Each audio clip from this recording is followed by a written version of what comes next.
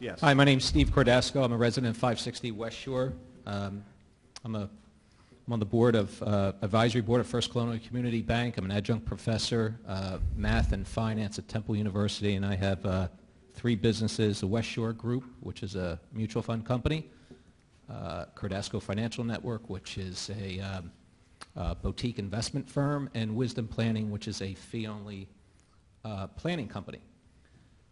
And I'm also on some nonprofits, so I know in full diligence that Andy and Phil and members of council, some of them have called on me to ask about what it was like setting up nonprofits for Christ the King School in Haddonfield, which was going to be, had threatened to be taken over, and we were able to form a nonprofit to try to save that institution. Doug Corbett's here. We did some work at the Yacht Club. I'm a member at the Yacht Club. My 5 children. My wife's on the board there, the trustees. And we worked together to begin the process of trying to do a nonprofit. And my advice to those that asked is that the interesting thing about a nonprofit is that it's transparent. It's open. And those on boards, like I'm on a board of a nonprofit, you go to jail if you're not honest and you don't audit and you don't open your books. So when I got asked to give input, I thought, wow, this is interesting. First time government is asking to be open and give full diligence and transparency.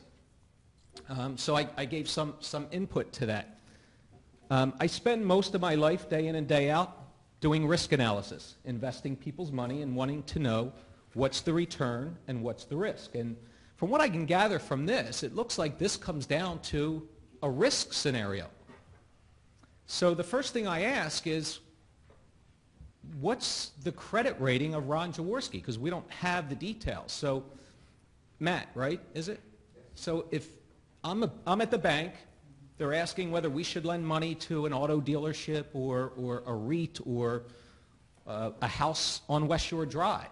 We want to know what the quality rating of that individual is. Now, I'd rather not say here. I know enough about South Jersey people with big names and money and where they stand and where we would lend money, who we lend money to. In your opinion, Ron Jaworski, would you consider him, if he was a bond, a junk bond or a quality bond? Well, all I can say is that they provided personal financial information, tax return information in the proposals on a non-public basis to the full board to make their decision. And so I can't comment on that personally. But we can't, as tax-paying citizens that have to make a decision here or give input to council, he's not giving that to us. Well, I don't think any person's balance sheet would match the balance sheet of the city of Brigantine on an individual basis. At the end of the day, Yeah, but we're not comparing it to the city of Brigantine, the balance sheet. aren't you? No, I don't think so. Isn't that the other ultimate person standing, the ultimate entity standing behind the club now, or even under the not-for-profit? Well, the city of Brigantine's books are wide open. No, I'm saying.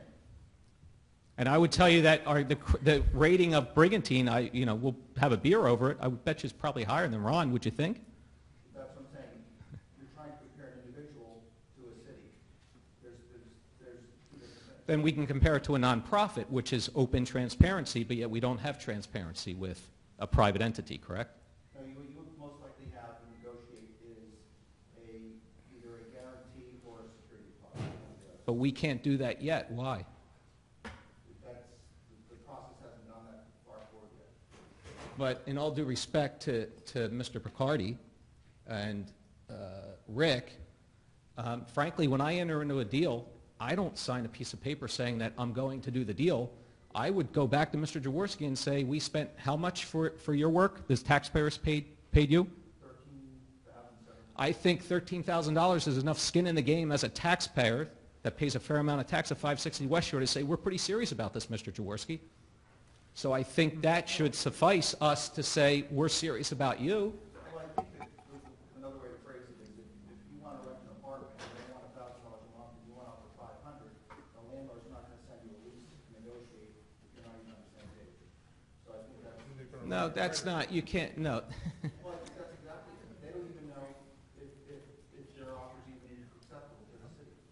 And what would normally happen if let's take... Well, let's back up. So what's happening, because I get solicited a lot by businesses. So right now, a lot of consolidation is going on in the golf industry. a lot of when the industry took off prior to '08, and you had, a lot of money chasing the golf industry, there was pyramiding going on, meaning you buy, and just like banks were, First Union went under doing that, and the big banking operations did this. My concern is that Mr. Jaworski is doing some pyramiding here. There's how many courses does he own versus what he leases?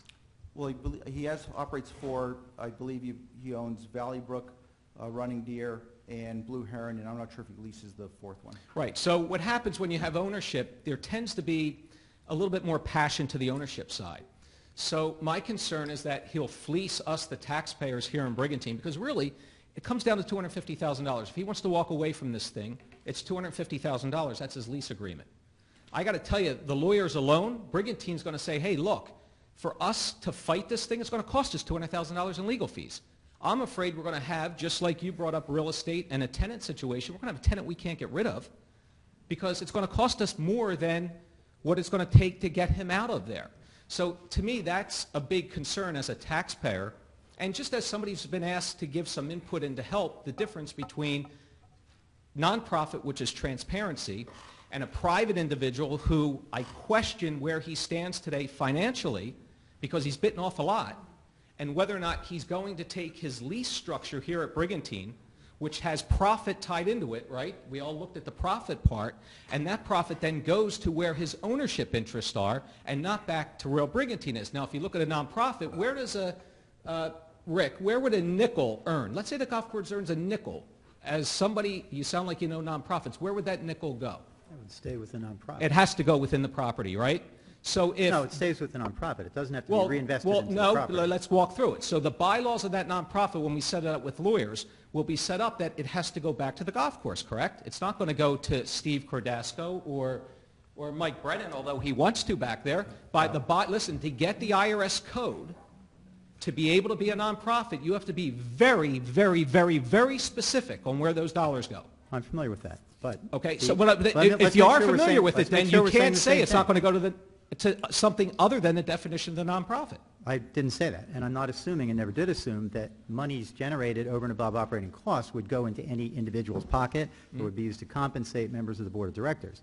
The money would have to stay with the not-for-profit. Right. Now, the distinction, though, is that that money would not necessarily have to be reinvested in capital or other improvements. That money can simply be held and carried forward as a surplus and may be used to offset losses in future years. Yep. It has to be used for the purposes of not-for-profit. So beautiful. So probably something that would be more constructive of an argument here tonight would be to try to find out really what Mr. Jaworski would be quality-wise as somebody that the citizens have to backstop, that I have to backstop. And then the other part would be, in all fairness, how do we set up the bylaw of a nonprofit if that's the direction we go? Meaning, if a nickel is earned, does a nickel define what it goes towards? Whether it's irrigation, whether it's beautifying, whether it's maintenance.